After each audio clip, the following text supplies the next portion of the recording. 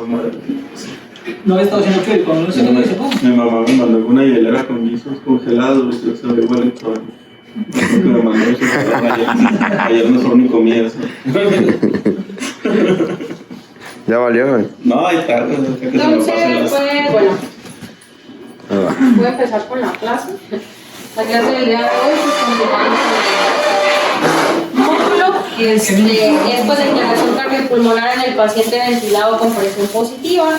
A un modo de recuento histórico, pues realmente esta interacción corazón-pulmón fue demostrada desde el año 1700 por Stephen Hayes y colaboradores, que al colocar pues un manómetro directo en la arteria carótida de un caballo, pues observó esta variación entre el ciclo respiratorio, pues reflejando pues esta interacción. Sin embargo, pues no fue hasta la Segunda Guerra Mundial cuando se evidenció pues que al momento en el que a los pilotos se les aplicaba oxígeno con presión mayores alturas. A modo de introducción, pues esta interrelación o interacción va a describir la interacción fisiológica que hay entre la respiración asistida por la ventilación mecánica y el sistema cardiovascular. De una manera pues práctica se pueden agrupar 4 procesos interrelacionados en este proceso, los cuales van a ser pues la frecuencia cardíaca, la contractilidad y la precarga y la poscarga. Entonces, pues bien, los cambios básicos que vamos a ver en cuanto a los volúmenes pulmonares y las presiones intratorácicas va a ser lo que nos va a alterar pues estos mecanismos. Para nosotros comprender cómo funciona esta interacción, pues necesitamos entender que pues el sistema cardiovascular se va a dividir en compartimentos basados en la presión extramural que presentan. Así pues, nosotros vamos a tener en el tórax, en la pleura visceral pues rodea ambos pulmones, y todavía pues vamos a tener la pleura parietal, la cual va a estar rodeando pues diafragma, mediastino. Entonces pues vamos a hablar de que el corazón pues es una cámara, pues dentro de una cámara de presión, dentro de otra cámara de presión. Aquí en el tórax pues vamos a tener dos cavidades como tal, o pues 2 presiones. Una va a ser la presión intratorácica o la presión pleural, que va a estar dada por las cavidades cardíacas, aorta y vasos extraalveolares. Y pues como tal una presión alveolar, que va a ser la presión pues externa que se ejerce sobre estos capilares pulmonares que van a discurrir a través de las paredes alveolares. Estas pues bien van a ser las presiones pues más importantes dentro de esta interacción. Adicionalmente pues va a estar el compartimento abdominal, que nos va a dar la presión abdominal. Ya hablaremos, o se va a hablar pues en otra clase de esta interacción de la presión abdominal sobre la ventilación mecánica. Y pues la presión atmosférica, que va a estar dada por aquellos vasos no torácicos y pues no abdominales. Entendemos pues o sabemos que el paciente cuando está en una respiración espontánea pues va a tener todas estas presiones intratorácicas de una manera pues ligeramente negativa. Al momento de hacer una inspiración van a incrementar estas presiones negativas, contrayéndose pues los músculos intercostales, el diafragma, incrementando pues el retorno venoso y disminuyendo la poscarga de las cavidades cardíacas. Esto es importante porque pues realmente nosotros al momento de iniciar ventilación mecánica pues vamos a invertir todas estas presiones, y en lugar de tener presiones negativas pues todas van a ser presiones positivas. Entonces pues bueno, los cambios en esta presión torácica van a afectar los sistemas de presión dentro del corazón y espacio extratorácico. Sin embargo, estos cambios de presión por sí mismos no van a afectar las relaciones intratorácicas. ¿A qué se debe esto? Realmente nosotros, para hablar de un cambio en estas presiones o una repercusión hemodinámica, nos tenemos que referir pues al gradiente de presiones que hay dentro de este circuito. Entonces, pues bueno, este flujo va a estar determinado por el gradiente. Inicialmente, o la más importante de las presiones, pues va a ser la presión intratorácica. Esta presión va a cambiar, va a ser variable durante el ciclo respiratorio y va a estar dada pues por 2 mecanismos. El retorno venoso, que pues va a estar dado por la presión de llenado media circulatoria, que va a englobar tanto la presión atmosférica y la presión abdominal, y pues por el volumen expulsivo mismo del ventrículo izquierdo. Pues algo importante es que pues realmente para nosotros tener un cambio, pues se tendría que vencer esta presión pues atmosférica. ¿Y de qué nos habla pues esta presión de llenado circulatoria media? Pues esta la vamos a determinar como un modelo de presión corriente arriba, en el cual pues esta presión va a ser la responsable de impulsar el retorno venoso sistémico.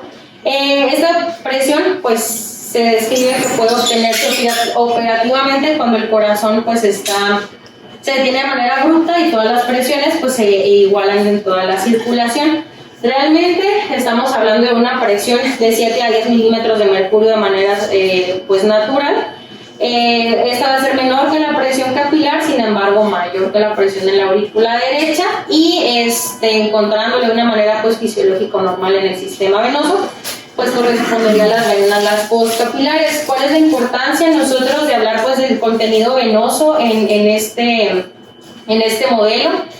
Que pues nosotros como tal sabemos que el sistema venoso va a contener más o menos el 75% de toda la circulación, de toda la volemia, y pues el 75% va a estar en estas pequeñas vénulas, por lo cual pues las modificaciones en este sector venoso o en el retorno venoso son las que nos van a afectar pues la actividad cardíaca como tal. Entonces pues bueno, durante la ventilación mecánica los volúmenes pulmonares van a incrementar concomitantemente dependiendo de la cantidad de presión que se ejerza sobre la vía aérea. Y pues obviamente este incremento o esta expansión pulmonar se va a acompañar de incremento en la presión intratorácica, que es la principal determinante pues de la repercusión hemodinámica. El concepto como tal de presión intratorácica pues se describe como algo heterogéneo, no va a ser, pues también influyen pues varias presiones. Realmente la presión pleural se pone como ejemplo, pues va a presentar valores entre 0.2 y 0.3 dependiendo de si están en zonas de declive y de no declive, y a su vez esta misma zona pleural o presión pleural, perdón, se va a dividir en lateral diafragmática y yuxtacardíaca dependiendo pues de la presión que se ejerza sobre la cavidad cardíaca o sobre pues, el diafragma al momento de la contracción del mismo. Y pues sin olvidar pues que otra presión importante sería la presión pericárdica, que esta pues realmente va a representar la presión circulante del corazón, o mejor dicho la presión de superficie. Y pues bueno, esto también va a repercutir al momento de nosotros aplicar una presión extracardíaca. ¿Cómo vamos a modificar nosotros estas presiones? Las vamos a modificar en dos maneras, ya sea por cambios en el volumen del corazón, ya sea con la infusión de líquidos, pues que esto va a aumentar el volumen telediastólico del ventrículo izquierdo, elevar pues así la presión transmural y consiguientemente la presión pericárdica, o pues a través de cambios en los pulmones, y pues con esto pues nos referimos al PIB. El PIB como tal pues va a incrementar esta presión yuxtacardíaca y en consecuencia pues elevar la presión pericárdica.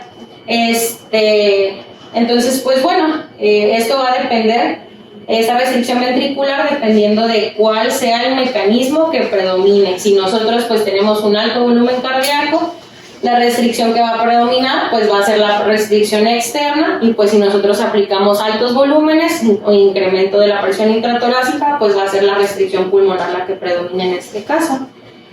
Entonces pues bueno, para terminar de entender cómo funcionan las presiones, pues sabemos que la presión intratorácica va a ser la presión pues circundante, en conjunto pues de la presión alveolar con la presión pleural. La presión transmural, o dicho de otra manera, una presión de la aurícula derecha relativa al llenado ventricular, que va a estar dado por la misma presión de la aurícula derecha menos la presión intratorácica, y pues la misma presión de eyección del ventrículo izquierdo, que pues va a estar dada por el torrente pues, arterial, dada igual pues por la presión arterial, que va a ser la determinante de esta presión. Entonces, pues bueno, nada más, es lo mismo que se había comentado. Estos cambios pues van a estar dados más que nada por los gradientes de presión mediante la alteración cíclica pues en la aurícula derecha y la presión transmural del ventrículo izquierdo. O sea, al final pues son los que van a estar determinando pues el retorno venoso, y pues con la cascada pues de repercusiones que representa. No que afecte de manera directa pues la presión positiva, pero pues siempre recordar que hay algunas otras causas que pues van a alterar la contractilidad cardíaca en un paciente con ventilación mecánica, no nada más pues la aplicación de la presión positiva. En este caso, pues un paciente que presenta hipoxia va a tener un incremento pues del tono del músculo liso cardiovascular, pudiendo llevar al mismo colapso. Sabemos que los cambios en el CO2 pues van a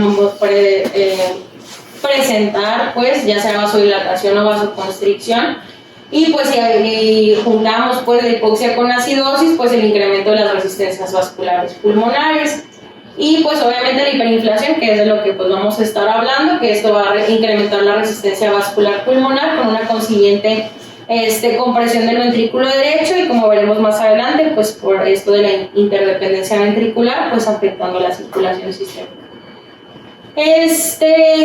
Pues bueno, tanto la ventilación espontánea, que pues lo referimos como un esfuerzo, es realmente pues un trabajo respiratorio, y la ventilación con presión positiva, pues van a incrementar el volumen pulmonar por arriba del volumen pulmonar expiratorio final en reposo. Esta inspiración espontánea, hablando de una ventilación espontánea, por las presiones, el incremento de la presión negativa, pues va a disminuir estas presiones intratorácicas, como ya había mencionado, pues incrementando el retorno venoso. Sin embargo, al momento de nosotros aplicar una presión positiva, pues va a haber pues lo contrario, ¿no? Vamos a tener una alteración en el tono autonómico, va a incrementar las resistencias vasculares pulmonares, y pues con esto la compresión cardíaca, y pues una limitación pues de los volúmenes pulmonares. ¿Cómo actúa el tono autonómico en todo esto? Pues realmente los cambios en el volumen pulmonar que se presentan de manera inmediata van a ser correspondientes al tono autonómico pues del paciente. Así pues, durante la inspiración, durante esta administración de presión positiva, va a incrementar el tono vagal, va a eliminar, el tono vagal, produciendo una taquicardia. Sin embargo, si nosotros incrementamos este volumen pulmonar, que realmente se ha visto que es arriba de los 12-15 mililitros por kilo, va a haber una bradicardia por combinación del tono vagal aumentado y con la eliminación del tono simpático, lo que va a proporcionar pues esta vasodilatación arterial.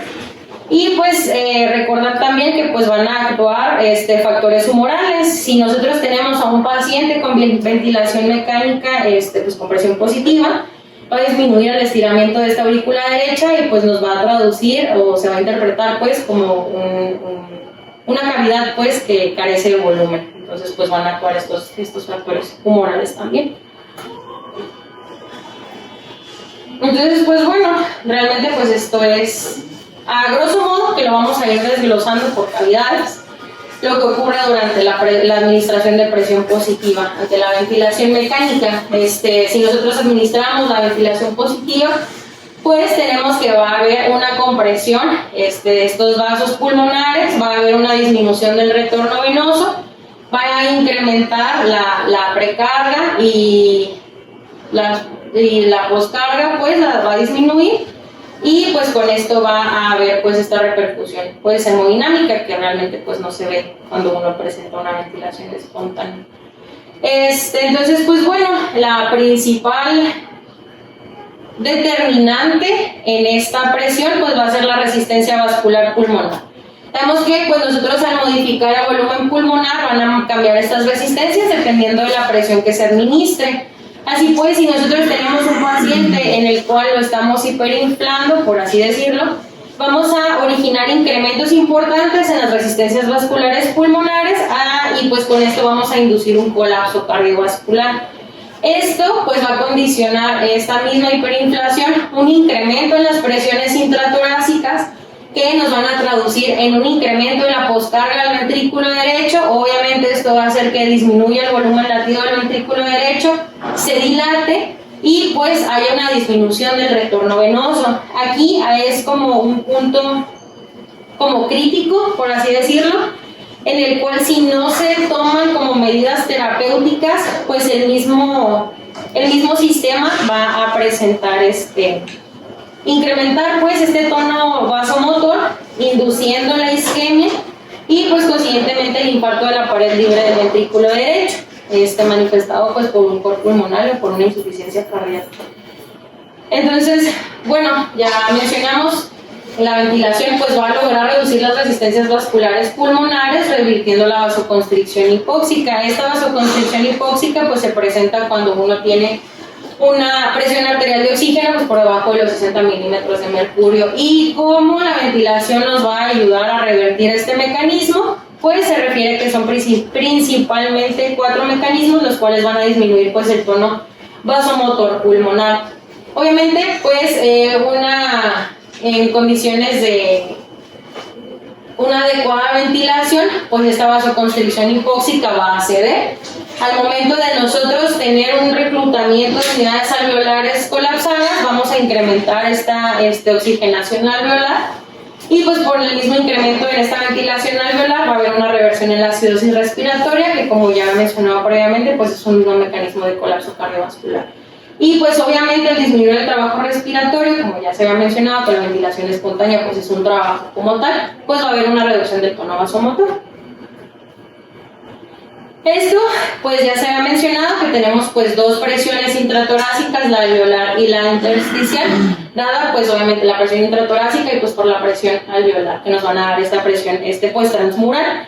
Entonces, pues dicho de otro modo, nosotros al aumentar esta presión transpulmonar vamos a incrementar el gradiente de presión extravascular, pues va a incrementar esta diferencia entre la presión alveolar y la presión pues pleural, y va a incrementar, una vez que incrementa pues por encima de la capacidad residual funcional del paciente, pues se van a ver todas las repercusiones pues hemodinámicas, iniciando pues por la disminución del retorno venoso.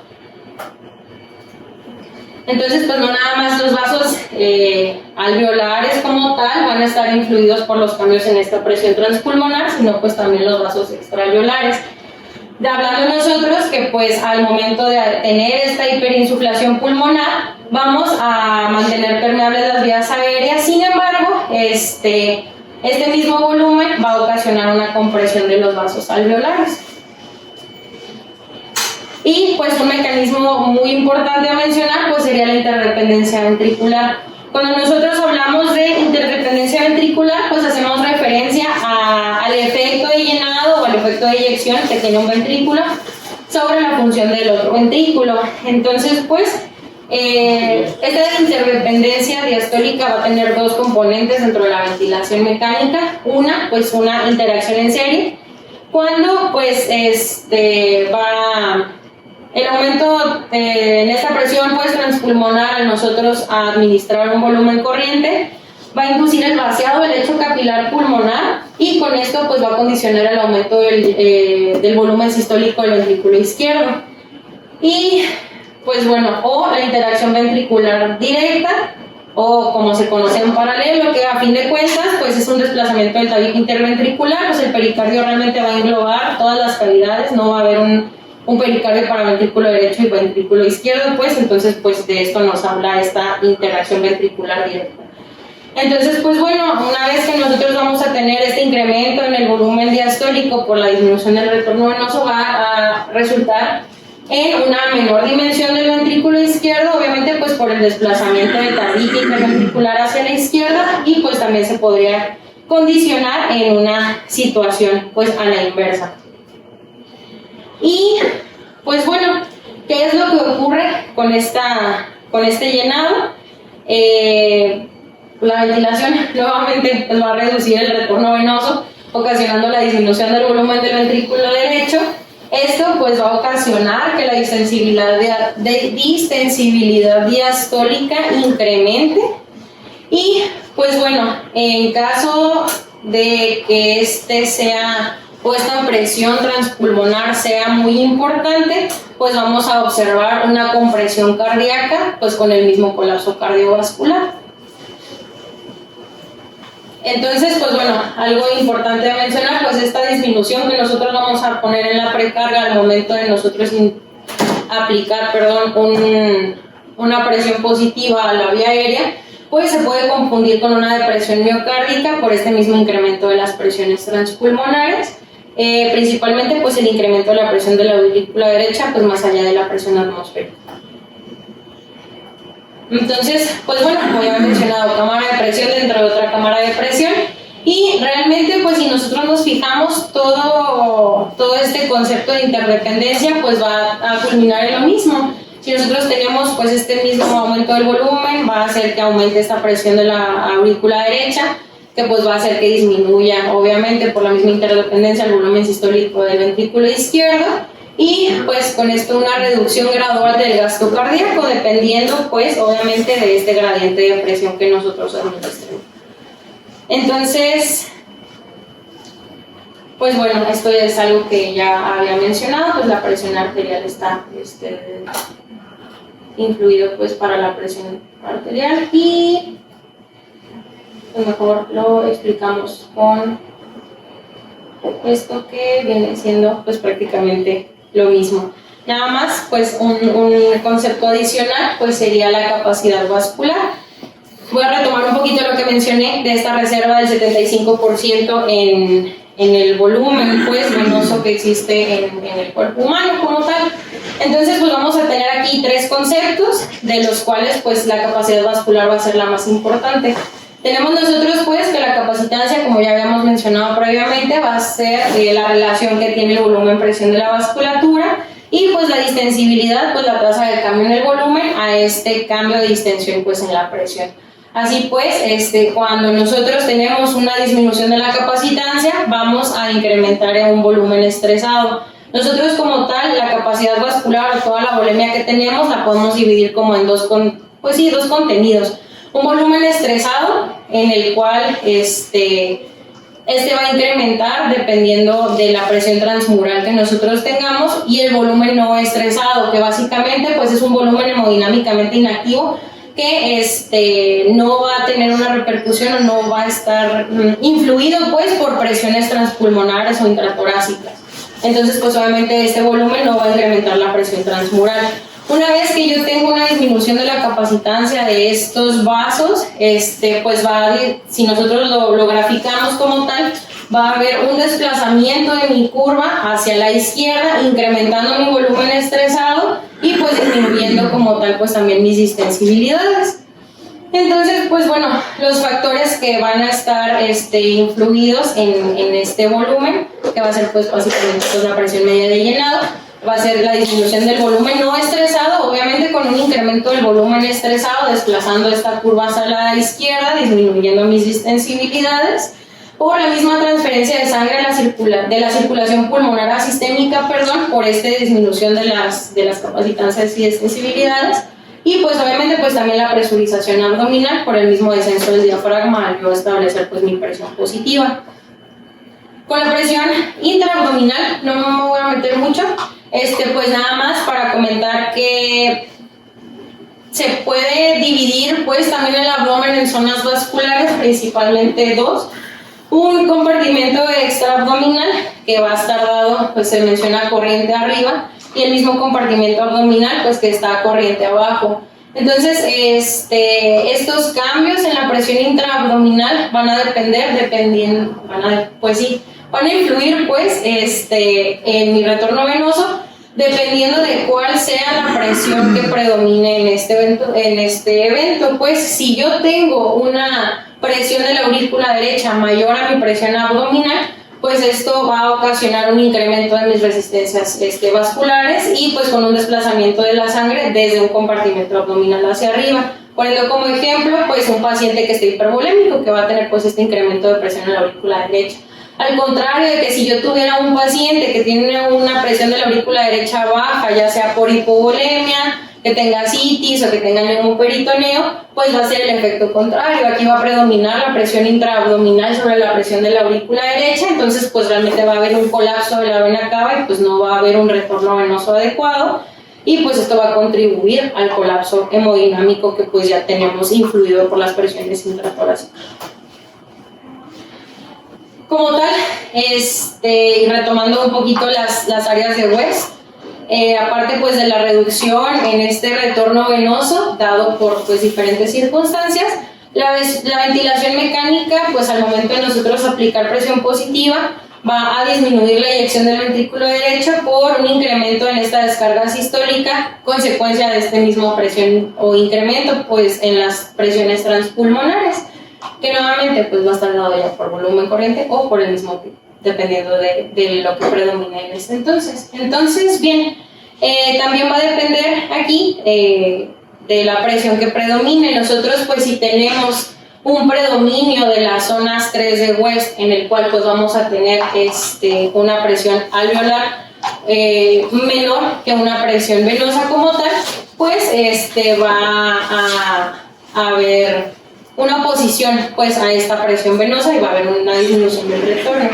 Va a incrementar, a diferencia de que si yo tuviera una zona 2 en el cual la presión alveolar va a ser mayor que mi presión venosa durante este periodo de inspiración, pues va a impedir este retorno venoso por el incremento de la presión transmural. Dependiendo pues de la gravedad o del incremento pues de mi presión transmural, obviamente pues el ventrículo derecho va a tener que vencer esta presión para poder eyectar su volumen a través de la válvula pulmonar. En este punto pues nosotros hablamos de que si no es suficiente la presión que ejerce para poder vencer estas presiones, pues va a haber una claudicación en la función del ventrículo derecho, pues con una disfunción ventricular, que pues es lo que clínicamente se traduciría en este caso pues como una falla cardíaca y pues el colapso hemodinámico como tal. Igual, en el punto en el que nosotros estamos hablando de precarga del ventrículo izquierdo, va a influir también la diferencia o la zona que predomine en este pulmón. Así pues, si nosotros tenemos una zona 3 nuevamente, esta capacitancia de los vasos alveolares pues se va a ver disminuida porque va a sobrepasar este aumento de los vasos extraalveolares y pues va a haber un incremento en las resistencias vasculares. Hablando de esto, pues va a haber una mejoría en el llenado del ventrículo izquierdo, a diferencia de que si yo tuviera pues nuevamente un incremento de las presiones venosas sobre las presiones alveolares, en el cual después la presión de estos vasos no es suficiente para su llenado, pues va a haber una poca translocación de sangre y pues esto va a hacer que vaya una disminución del retorno venoso al corazón izquierdo. Y pues nada más, sin ser menos importante, pues la influencia que tiene sobre la poscarga del ventrículo izquierdo.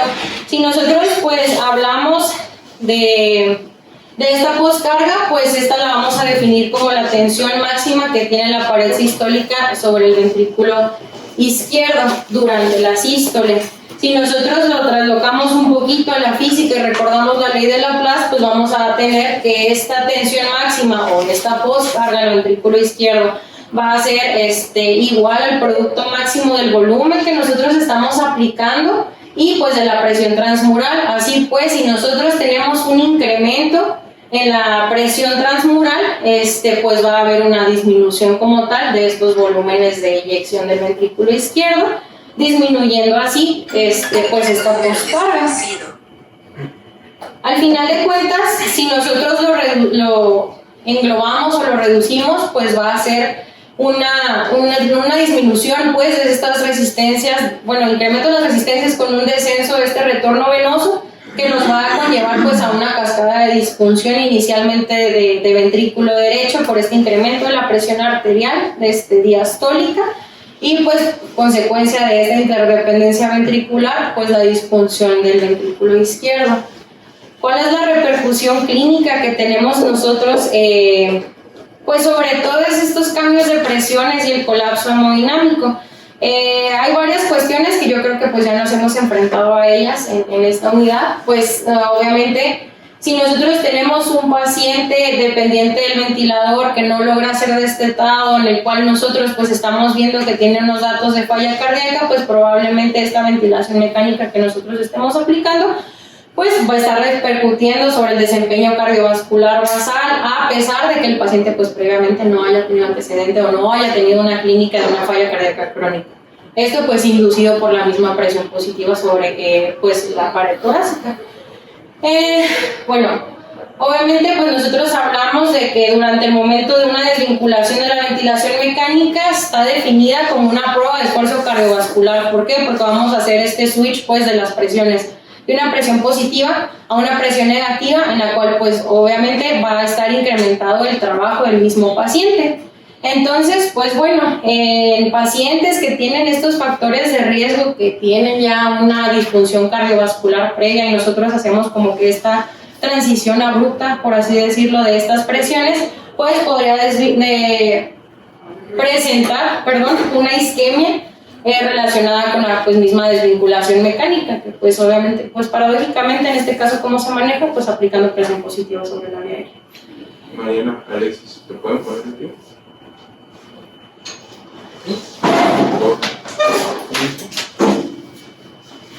Y pues bueno, nuevamente devolviéndonos pues a una prueba de ventilación espontánea en la que está incrementando este trabajo cardíaco, va a haber un incremento del gasto cardíaco, obviamente por esta descompresión, incremento del retorno venoso una vez que logramos pues nuevamente esta presión negativa. Y pues, ¿qué pasa con esto? Esto es algo que ya habíamos mencionado en las clases previas, pues de los talleres hemodinámicos.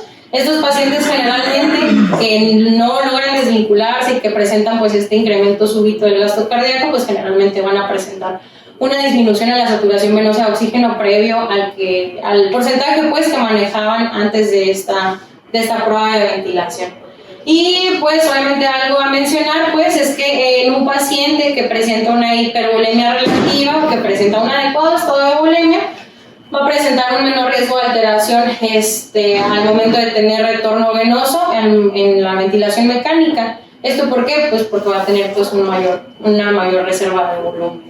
Y pues obviamente el paciente hipovolémico se encuentra en mayor riesgo, motivo por el cual pues generalmente es una de las recomendaciones, ¿no? Mantener a nuestro paciente pues con un adecuado estado de volemia, incluso previo a nosotros pues realizar inducir pues al paciente a ventilación mecánica. ¿De dónde o a qué deriva, a dónde culmina todo esto realmente? Al punto en el que nosotros estamos hablando de que PIPs altos y volúmenes altos van a incrementar las presiones intratorácicas y van a desencadenar toda esta cascada hemodinámica que pues ya se mencionó.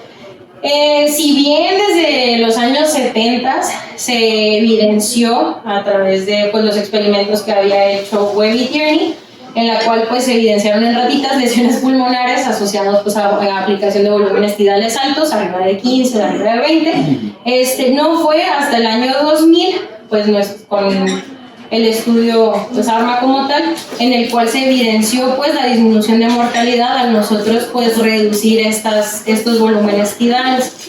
Entonces pues bueno, las maniobras de reclutamiento alveolar en combinación con el volumen tidal alto nos van a prevenir esta sobredistensión y esta hiperinflación y pues mitigando los efectos hemodinámicos deleterios, que realmente pues estas estrategias que nosotros conocemos pues de protección pulmonar pues no aplican nada más a un paciente con SDRA, sino pues a un paciente bajo ventilación mecánica en general. Y pues si nosotros estamos hablando de que un paciente, el principal punto o la principal afección que hay a nivel cardíaco pues es esta disfunción del ventrículo derecho, pues es algo que nosotros tenemos que cuidar al momento de tener una ventilación mecánica. Como tal, y esto a modo como de estadística, generalmente pues los pacientes que tienen un SDRA que no tienen estas estrategias de protección pulmonar o de protección del ventrículo derecho, pues se ha visto que hay una incidencia en una insuficiencia cardíaca, en un cor pulmonar hasta el 60%, en contraste de que si uno aplica pues estas estrategias de protección, sigue habiendo una incidencia y sigue habiendo obviamente riesgo de mortalidad al presentarlo, más bien incremento independiente de la mortalidad en estos pacientes. Sin embargo, pues la incidencia va a disminuir hasta el 25%. Entonces, pues bueno, ¿cuáles son las estrategias? Pues realmente si nosotros venimos mencionando que los volúmenes tidales arriba de 10, arriba de 15, pues van a incrementar esta insuflación, pues sería mantener estos volúmenes por abajo de 15, mantener un PIB pues lo más idóneamente abajo de 10, aunque pues vamos a ver mañana que pues hay estrategias pues de reclutamiento que pues nos van a meritar en ciertos casos la administración de volúmenes más altos de PIB. Y pues bueno, mantener una presión plató por abajo de 27, una driving pressure abajo de 18 y pues nuestro CO2 idóneamente arriba de 48. Obviamente, pues en caso de que esto no sea factible, pues extendernos a otras medidas terapéuticas que pues se van a ver más adelante, pues la pronación, el ECMO, si el paciente pues lo fuera candidato al mismo. Y pues bueno, realmente a modo repetitivo, pues realmente minimizar el costo por el trabajo de la respiración sería otra medida para limitar esta interacción deleteria. Obviamente, pues disminuyendo estos volúmenes, los cuales van a disminuir las presiones intratorácicas con consiguiente disminución de la resistencia de la vía aérea. Evitar la hiperinsuflación, que obviamente si no nos va a incrementar la resistencia vascular periférica, no nos va a alterar este retorno venoso. Y pues lo que ya mencionaba, la administración de líquidos al iniciar la ventilación, y obviamente pues llevar a un paciente a un estado de normovolemia, porque pues también un paciente que tenemos hipervolémico y que nosotros vamos a intentar hacer esta transición, destete de la ventilación mecánica, pues va a disminuir de manera abrupta esta presión intratorácica, incrementando el volumen sanguíneo intratorácico y llevando al paciente a pues datos de falla cardíaca como tal.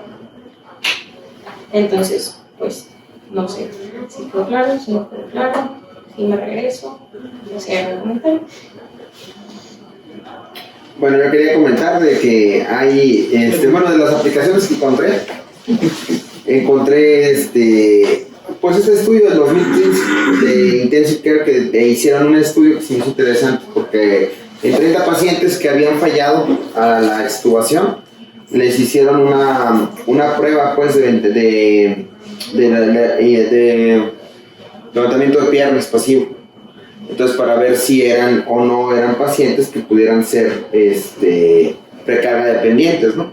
O sea, si eran pacientes que no respondieran a fluidos, pues. Entonces, cuando estos pacientes resultó que se veía que no respondían a fluidos, lo relacionaron con que había una sobrecarga, una sobrecarga en el paciente, pues. Entonces, y era un buen predictor de que estos pacientes iban a tener problemas para destetarse, pues, para quitarse la ventilación mecánica relacionado a un fallo cardiovascular. La otra también que me pareció interesante, el otro artículo, es este artículo donde pues lo que ellos hicieron fue ver si en los pacientes con... ¿cómo se llama?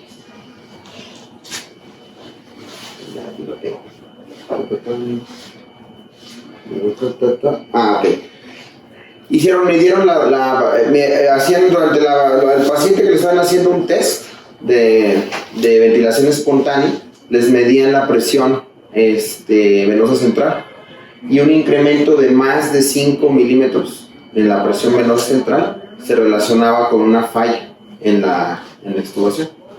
Entonces, bueno, pues incremento en la PVC, un incremento en la PVC durante el test de respiración espontánea, pues se relacionaba con un paciente que iba a ser más difícil de destetar. Entonces, pues se me hizo interesante, pues, porque hemos tenido fallas en la extubación que a lo mejor están relacionadas con este tipo de cosas, y pues son estrategias, sobre todo cuando tienes el ultrasonido a la mano, porque aparte también hay artículos más nuevos, pues, que vienen como el ultrasonido.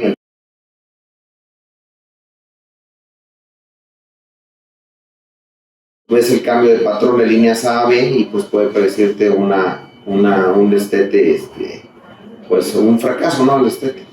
Pero pues si no tienes el pulso en la mano, pues a lo mejor en estos casos, pues una medición de la PVC o una elevación pasiva de piernas, pues puede ser un buen predictor. Mira, ahorita que lo mencionas bien alemán, es de que se dio cuenta también en otros estudios, por ejemplo, cuando los pacientes estaban bajo ventilación mecánica invasiva con presión positiva dentro del tórax, y como ya vemos fisiológicamente, este aumento de la presión intratorácica va a repercutir en el retorno venoso, que es uno de los determinantes del gasto cardíaco. Se dieron cuenta que estos pacientes donde se disminuía el gasto cardíaco al momento de la elevación pasiva de piernas, que era pues gasto cardíaco dependiente respecto al retorno venoso, aumentaba y mejoraba el gasto cardíaco del lado derecho al momento de la elevación de piernas. Ahorita recordando lo que estás como correlacionando eso es no en el destete, sino durante el paciente, durante la ventilación en general, se dieron cuenta de esa situación. Porque las cosas que estaba mencionando ahorita es más asociadas a una falla ventricular derecha, como ya hemos visto en clases previas.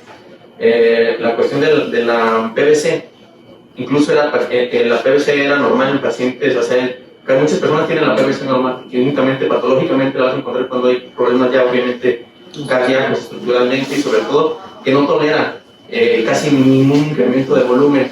Entonces, el BD pues claudica y da datos de que la PVC se eleva y obviamente, ¿verdad? Obviamente va a empezar a dar problemas en ese aumento que mencionas sobre la PVC y ese tipo de maniobras que sí se correlaciona fisiopatológicamente.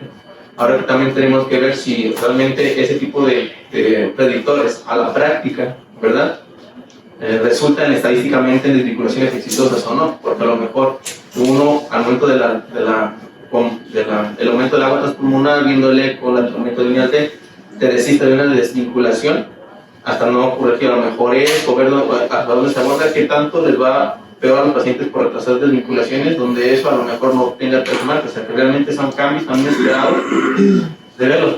Las otras dos cuestiones es pues, prácticamente asociados a la falla ventricular derecha, que a mí sí me generó un poquito ruido una imagen que estaba viendo sobre la interferencia ventricular, porque la imagen daba más a entender la interferencia ventricular en sístole, no tanto en diástole, donde más se afecta el llenado del ventrículo izquierdo sobre la diástole. Pues estamos viendo aquí que, por ejemplo, se vio mucho que la fisiopatología era dependiente del volumen y que el volumen aumenta aumenta obviamente la presión del ventrículo derecho, siendo pues que prácticamente que la presión intratorácica va a limitar el llenado del ventrículo derecho, va a limitar el acortamiento de gradientes. Mientras tengas un gradiente más amplio, pues obviamente el llenado, todo el retorno no se va a caer al ventrículo derecho más fácilmente, sin tantos problemas, y el gasto cardíaco del ventrículo derecho, no por volumen, sino por la presión, y va a continuar estando bien. Si aumentas la presión intratorácica, acortas el gradiente, el llenado no es adecuado, y pues obviamente empiezas a aumentar las presiones del medio. Y eso es lo que se claudica por un lado. Por otro lado está la cuestión de la oxigenación y la vasoconstricción pulmonar, aumentando la resistencia vasculares pulmonares, que también nos lleva al aumento de la poscarga del BD, y eso es lo que nos llega a claudicar el BD por otro lado. Entonces a mí sí me estaba generando, la última es la interdependencia, el otro mecanismo, por el aumento de la resistencia vasculares pulmonares, la afectación del retorno venoso, y la última es la cuestión de la intervención ventricular, que es más que nada que al momento de la diástole afecte el llenado del ventrículo izquierdo. Obviamente, como vimos, disminuye la poscarga del ventrículo izquierdo, pero a expensas de ese comportamiento de la interferencia ventricular. Entonces, porque a mí sí me costó también mucho trabajo cuando hablé sobre de encontrar una imagen que explicara la interdependencia ventricular, pero no insisto, porque se puede dar en ambas maneras. Okay. Que una es más dependiente pues, de falla del izquierdo y la otra es más dependiente de falla del derecho por aumento del volumen o presión. Fíjate, ahorita que estabas mencionando, se me acordó que dentro de lo que yo imagino que bueno, van a decir eso, Ramoncito, pero en la historia de la PIP, de los defensores de las PIPs altas, previo a que pues se demostró que entre más aumentabas la PIP después de cierto nivel, pues era deleterio precisamente, ¿no? Para lo cardiovascular. Lo que ellos apoyaban era que decían que la PIP alta pues como que evitaba que el líquido fugara, pues que el líquido fugara adentro de la circulación pulmonar. Entonces servía como una forma de evitar el edema pulmonar, pero pues después pues más bien la evidencia demostró que pues demostró que pues al contrario estás aumentando las resistencias contra las que tiene que luchar el ventrículo derecho. Entonces, bueno, pues no, a lo mejor digo, sí cumple esa función, pero pues no justifica, ¿no? Mantener PIPs demasiado elevados. Quizás personas sanas, sin problemas estructurales o patologías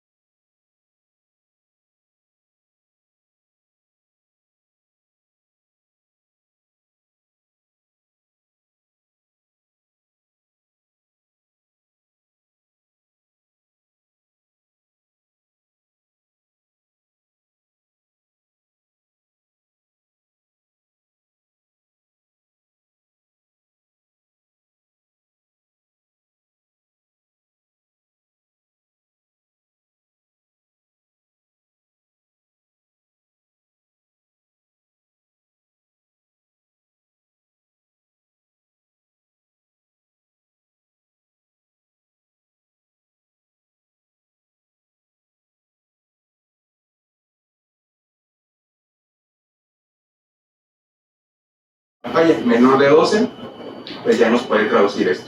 También a través de los gradientes pulmonares en un Doppler continuo o un Doppler pulsado, podemos traducir a través de la fórmula de Nagel la presión de enclavamiento pulmonar. Entonces con eso también podemos tener una estimación de cómo se ve alterada esa presión una vez que inicias la ventilación y cuando quieres cambiar a una ventilación espontánea. También tenemos, algo más sencillo, pues la traducción de estos cambios en las aurículas izquierda-derecha. O sea, obviamente si se nos dilata la aurícula, cambian los tamaños, es una dilatación de la aurícula derecha, pues igual nos puede traducir esta situación. Algo todavía más sencillo, lo que hacemos siempre en vena cava. A través de la vena cava podemos estimar, como ya decía este alemán, las PVCs. Igual es algo indirecto que nos puede traducir cómo se ve repercutida esos cambios de presión a nivel transpulmonar. Otra pregunta. Comentabas ciertos parámetros de protección cardíaca. ¿Y qué vas a hacer si, a pesar de lograrlos, tenerlos, no logras tener esa mejoría a nivel de situación o de falla cardíaca? O sea, me está preguntando, ya una vez que yo reduje volumen. Sí, que ya tuviste, tienes tu plató menor de 27, tienes tu driving pressure menor de 18, como decís, tienes un CO2 en meta como el que pusiste, y aún así no puedes desvincular al paciente. ¿Qué sigue? En el contexto de que ya descarté yo que mi problema, o sea, que tiene alguna disfunción cardíaca, o pues sería el ¿O qué opciones terapéuticas, pues, o cómo lo vamos a desvincular, o tráqueos y ya no quiso convertirse? No, realmente pues ahí es como una transición, o sea, no es, si nosotros hacemos un cambio abrupto de esa presión de positivo a negativo, pues es cuando se va a producir pues como que esta alteración cardiovascular, entonces sería más bien como que una transición a presión positiva pues continua, y de ahí pues desvincular. O depletarlo, bueno, también la vida. Bueno, la cuestión en eso, a pesar de que sí son predictores que se han utilizado, tanto los que menciona Alemán como los ultrasonográficos, la presión, una ventilación espontánea, pues sigues teniendo PIB, ¿no? Entonces el problema de predecir que tu fracaso a una falla cardíaca antes de quitarle el PIB, pues sería complicado, ¿no? Más bien sería hacer las mediciones antes y ya estudiado ver si hay ese cambio, porque más bien el problema es cuando lo estubas y quitas la presión positiva, que hay una mejoría en la poscarga de tu ventrículo derecho, si tu ventrículo izquierdo está preparado para manejar ese aumento. Y eso pues mientras lo mantengas con una presión positiva, no lo vas a ver. Antes se usaban algunas pruebas en PSNT, que ahí sí estás todavía lo tienes intubado y ya lo tienes sin presión positiva, y ahí sí puedes valorar mediante todas las pruebas si tu paciente a lo mejor en vez de estudiarlo directamente lo pasas a una no invasiva. ¿Y qué hay del ECMO en esta situación? ¿Se llega a usar? ¿No se usa? Sí, de hecho. Sí se llega a usar, pero no leí más a profundidad del uso. O sea, pero sí está descrito como si tú no tienes a tu paciente bajo esas estrategias de protección, pues se usa mucho. Pues generalmente ya el ECMO pues, se deja ya de última instancia cuando ya evidencias que literal tienes una falla cardíaca establecida, y aparte de eso, o la condicionante ya que nos pudiera estar repercutiendo, es de que pese a que ya tienes esa falla cardíaca, también ya empiezas a tener falla respiratoria, que ya no hay, lo que comentaba Vic, un intercambio gaseoso adecuado. Entonces ya tendrías que utilizar el ECMO, para mejorar esa función, dar tiempo a que resuelva la situación respiratoria, ver si también puedes optimizar la situación cardíaca, y también llevarlo a una normocapnia y normoxemia. Esas serían como las situaciones o las indicaciones en las cuales pudieras pensar en el ECMO. Otra situación que quiero comentar ahorita, que estamos viendo lo de la vigilancia, de cómo se monitorean las presiones. De manera ideal, pues igual comentan sobre lo que es la ventilación protectora de ADD, sería contar con un catéter para monitorizar pues realmente cuánto lo que tiene realmente el paciente de presión de enclavamiento de la arteria pulmonar, pero que dado que esto está sujeto a aumento de la presión intratóxica de manera extrínseca por el PIB instalado, y la distintibilidad es muchas veces afectada ya de tórax o fibrótico o enfisematoso o que no están normales, la presión de enclavamiento de la arteria pulmonar, que se ve directamente incluso con el catéter de Swanson, tanto en fase inspiratoria o expiratoria, se le tiene que restar la PEP, porque no es la real, dado a las cambios, a las variables que se le están añadiendo que no son fisiológicas, como la ventilación mecánica. Entonces, si el tórax está con una disponibilidad normal, se le resta la mitad de la PEP a la presión de enclavamiento de la arteria pulmonar, y si hay una sensibilidad baja del tórax por cuestiones de patología a nivel torácico, es un cuarto de esa sensibilidad para poder asociar que esa presión de enclavamiento pulmonar falsamente elevada, pues traerla a la real. Igual eso se llama, la fórmula S es una índice de transmisión, que es el enclavamiento inspiratorio menos respiratorio entre lo que es el producto, bueno, la resta de lo que es la meseta menos la P total. Y así se saca el índice de transmisión, que es lo que pues igual se correlaciona pues con los cambios que produce pues un aumento de la PEP de esta manera. Si alguien lo llama como tal la real, se puede hacer de la manera que le dije, pues restando la mitad, pero más efectivamente es con esta fórmula pues, del índice de transmisión. Porque no lo había notado, pues ahora que lo dices, ¿qué tanta correlación puede tener el SWANS gas ya directamente medido con las estimaciones no invasivas?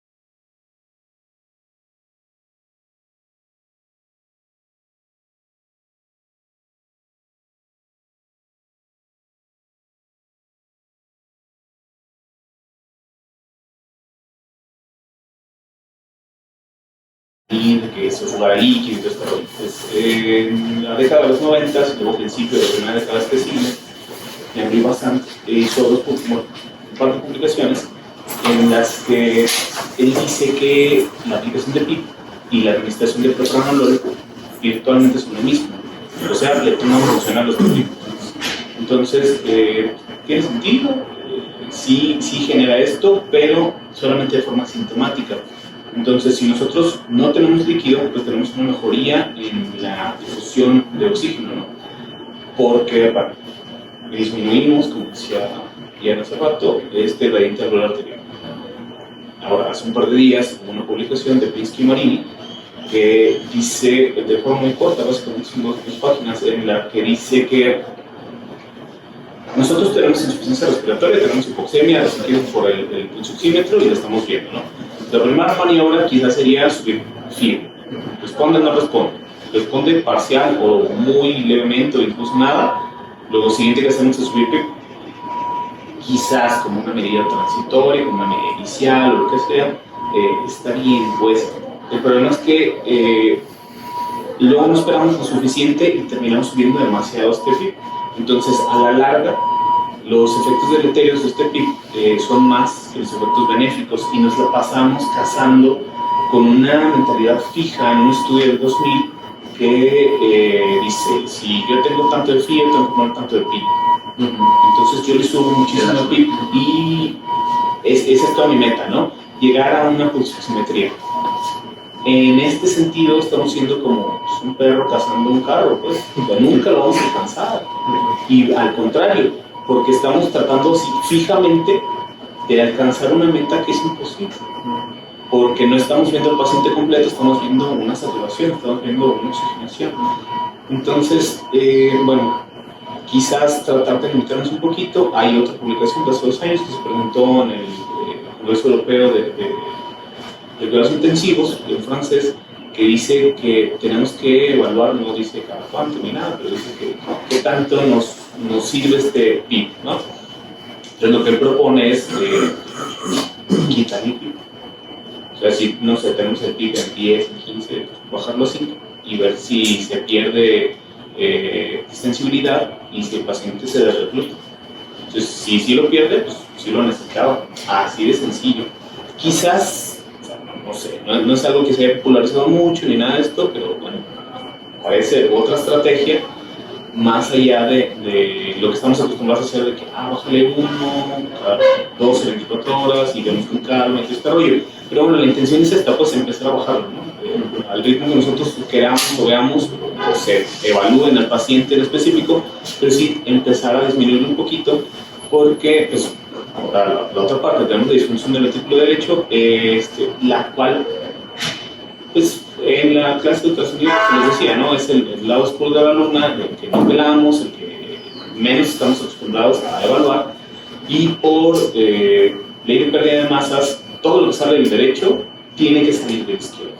Entonces, si yo me trono al derecho, me voy a tronar al izquierdo.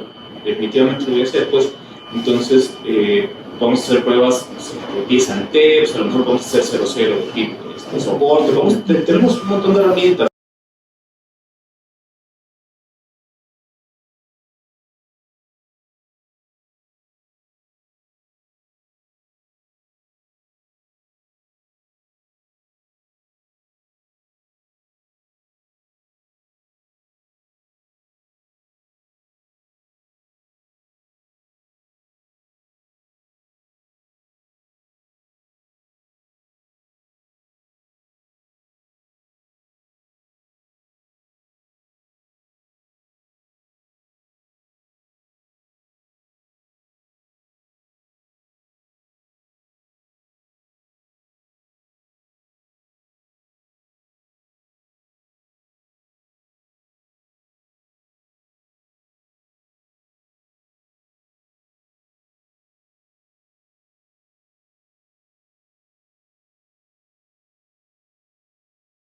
El aumento del gasto cardíaco que va a ser requerido por el diafragma.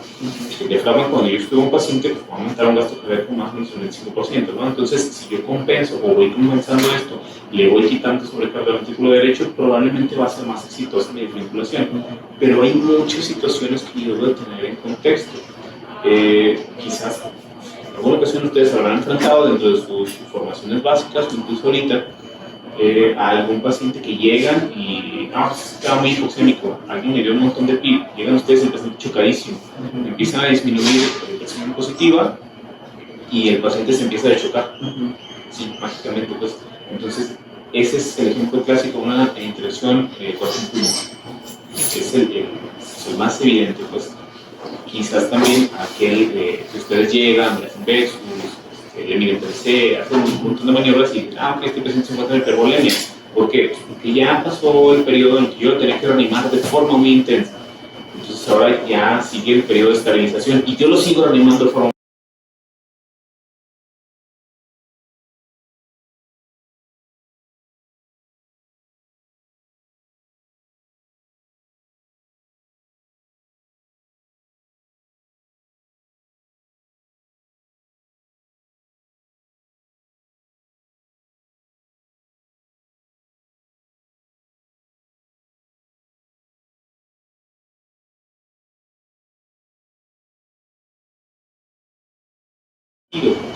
o no conozco cómo hacerlo, o no tengo las herramientas, o a lo mejor estoy esperando tener un Songans, ¿no? Entonces, si tenemos a la mano el ultrasonido, pues a lo mejor con eso podemos empezar a hacer diagnóstico. El problema está en las ventanas, ¿no? Que de repente no tenemos una buena ventana, no podemos hacer diagnóstico por esta situación, pero bueno, tenemos algunos otros derivados que son indirectos, y esto ya me puede llegar a hablar de que el paciente pues, se encuentra en una disfunción inducida por mí mismo, por hipervolemia o por PIB. Que, como comentan muchas veces, se puede cuadrar a que todos los pacientes los encasillaban bajo los estudios previos y a veces el contexto no ideal de cada paciente. Sí me ha tocado ver, bueno, igual, altos que los bajos, los llegabas y como decía, ¿no? Que aumenta la PEC queriendo alcanzar un parámetro definido en todo el trasfondo de lo que está pasando con el paciente. Y creo que ya que vino COVID, pues ya vino los que responden a PEC, los que no responden a PEC, lo que estaba pasando. Y ignoramos que también la sobreextensión a nivel del alveolo genera el efecto contrario al aumentar hacia el PO2, alcanzar totalmente la saturación, por el problema de la isquemia que se genera en la pared alveolar, de que pues, obviamente la presión que está generando de que pues, ya no se hace ni siquiera el intercambio porque está generando ese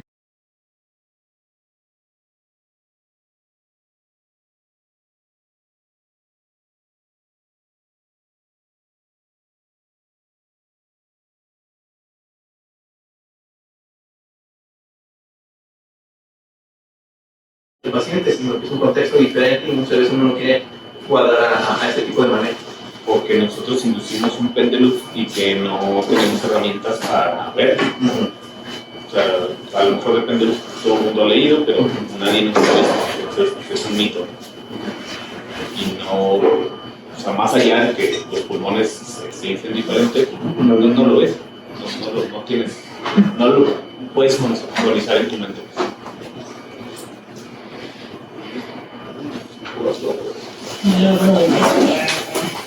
Lanzo una guardia con el oído y ya se me pegó el control. Ya te no.